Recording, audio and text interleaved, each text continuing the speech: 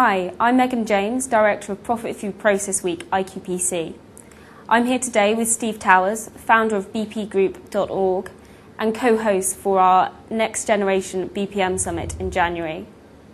We're going to talk today about the future of BPM ideologies and also a little bit in more detail about our partnership for Profit Through Process Week in January. Hi Steve, good to have you with us. Pleasure, Megan. So to start us off, could you give us a brief overview of the concept of outside-in and how that links to traditional BPM thinking? Okay, I think the best way we can think about outside-in is in the context of the phrase, the customer experience is the process. Mm-hmm. And whereas BPMs tended to concentrate on what's going on within the enterprise, what we're saying with outside-in is that looking at the customer experience, there's a lot going on that normally within the enterprise we're not concerned about. So outside-in really is built on this philosophy that if we can truly understand all aspects of the customer experience, we can finally get a grip on delivering successful customer outcomes rather than just delivering things which come out of our traditional pyramidal divisional formats. Okay, Steve, so on last count, I think there was nearly as many as 6,000 business improvement methodologies that you could find. Why do we need another one, and what does outside-in give that others don't? I think methodology, yeah, there are lots out there, and Wiki will tell us that sure enough there are 600. I think outside-in is more a philosophy than a particular methodology, because within outside-in the basic idea is that we put the customer at the centre of everything that we do. So accordingly, different organisations might take a different perspective on that. And a way of summarising the thinking there is it's a Copernican shift for organisations. Mm-hmm. And what I mean by that is that putting the customer at the centre of our respective solar systems rather than somebody that we see on the periphery, you know, somebody in the orbit of Neptune, for instance. So the customer is an integral part of whatever we're doing. So outside-in philosophy, companies in the US, such as Best Buy, for instance, call the outside-in approach customer centricity, right? And some people would argue, oh, yeah, great, we've got customer centricity, but to be truly customer-centric in the outside-in way, you have to see the organisation not only through the customer's eyes, but with a view to achieving successful customer outcomes.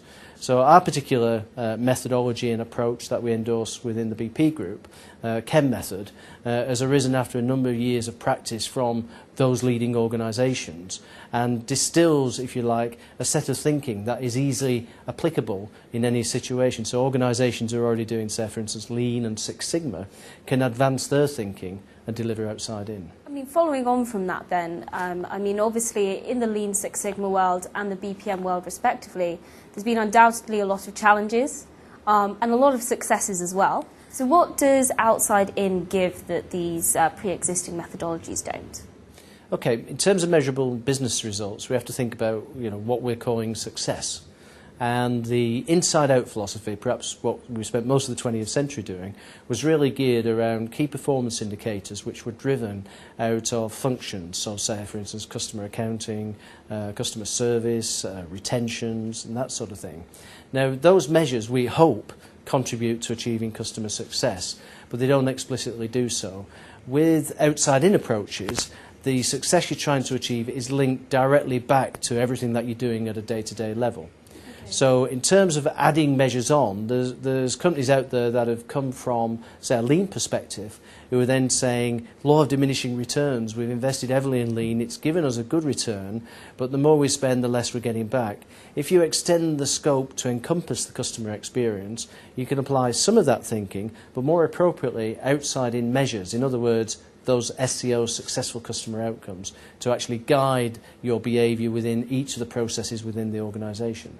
Obviously, customer centricity is at the heart of outside-in. But when you speak to a lot of CEOs and business leaders out there, they seem to understand or already be employing customer centricity to some extent. What does outside-in give that is over and above what they're already doing? How is it different? The best way of thinking of that is that they see customer centricity through the lens of the functional silo way of working. Whereas real customer centricity in our outside-in way, as I say, is that Copernican shift. The customer is at the centre of everything that we do. So accordingly, the functions and specialisms that we've got are less important in terms of the delivery to that end customer. So truly customer centricity involves this idea of every process only exists to achieve a successful customer outcome, right?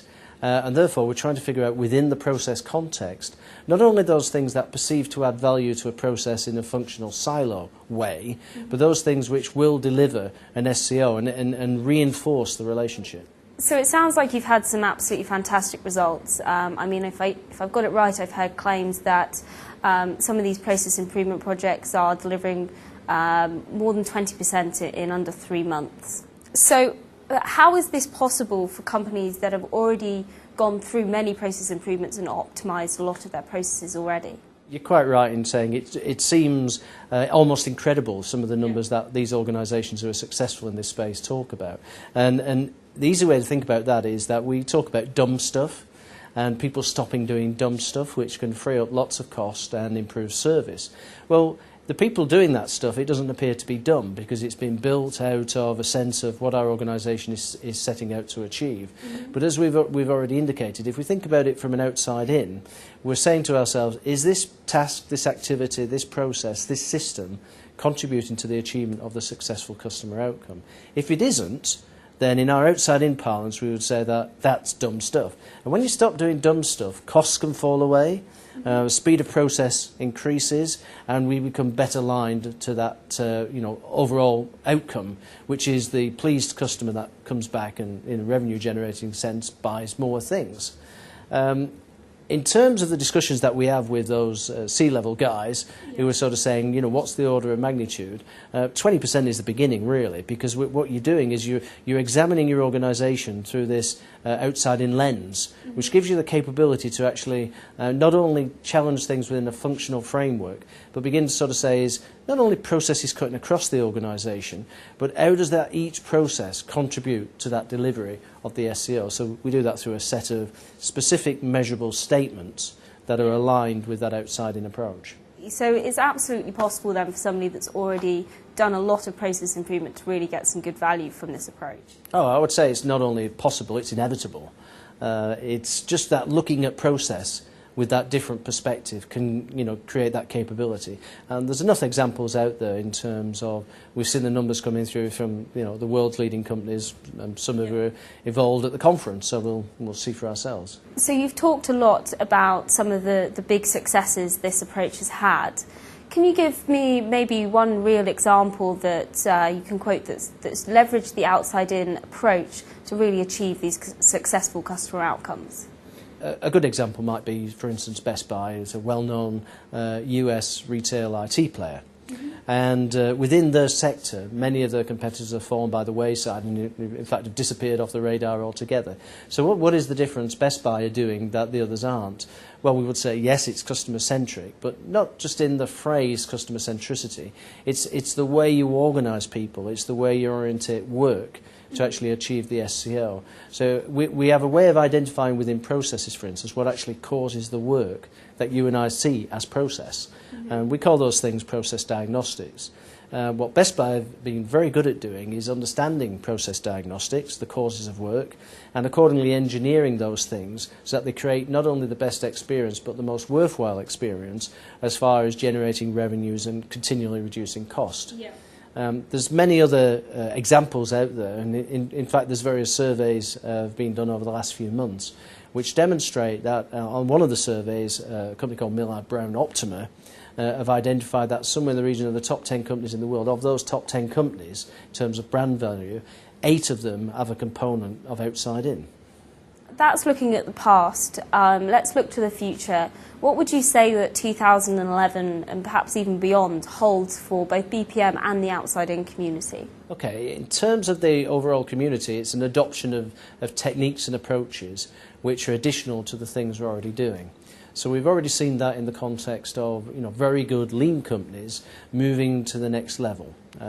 We see that through the awards process, those companies who are coming forward with case studies and representations which have said, great, we've done the lean thing, we've done the Six Sigma thing, we've really maxed out on where we want to be, what to next. Well, the what to next is a series of techniques and approaches which are readily accessible by people across the organisation, so not just the process professionals, so that the managers and the people doing the work can readily adopt those approaches. And we've articulated somewhere in the region of 21 of those. And those can be added to your existing portfolio of the way you do change. Okay. And then accordingly, those simple techniques and approaches can reinforce this changing the direction of the organisation, so it points towards the true north of customer success. So Steve, you're obviously going to be covering a number of these issues in quite a lot of detail at the Profit Through Process Summit in January. Can you give us a little more insight into some of the topics you'll be covering in both the keynote and some of the panel sessions you'll be running? We've just discussed techniques and approaches, so obviously that's a big component. There's some very well-grounded case studies of people doing this work, but also there's a convergence taking place in the process world at the moment of different types of what were previously regarded as, if you like, silo specialisms. So we've already referred to Lean and Six Sigma, process improvement, there's business process re-engineering. There's even guys in the arena of enterprise architecture. Now, what that convergence brings to us is the opportunity to obviously share a whole set of new ideas, but within the context of the conference, cover off those ideas with the view to moving outside in. So in our sense, that's going to cover areas like technology, what technologies are the right ones that we should be using, who are the players in the space who are able to actually help us go outside in, what about the people issues? Does outside in imply that we have to change our structure and our reward systems? So there's people who are doing that, who will be talking and sharing with us exactly how they've gone about doing that. And particularly when we think about the process world, many of us have process repositories, we have tools and technologies that we're familiar with. Which ones of those are flexible and adaptable to helping us to go outside in? So all in all, from a conference point of view, we've got something in there, we think, for every level. The panels are very much structured around having the debate for hot topics. We've got the researchers in there bringing some of their findings to the table. But more important than all, I think the result we're going for is a pragmatic takeaway, so that everybody can go away and we've learned something new, but we managed to network and exchange ideas. Thanks very much, Steve. It's been brilliant to hear some of those insights. I think you've truly touched on a number of challenges around customer centricity that many of our communities are facing today, whether that's Lean, Six Sigma or BPM. So thank you very much for your insights today, and I look forward to talking more in January. Yeah, it's going to be phenomenal. Thanks very much.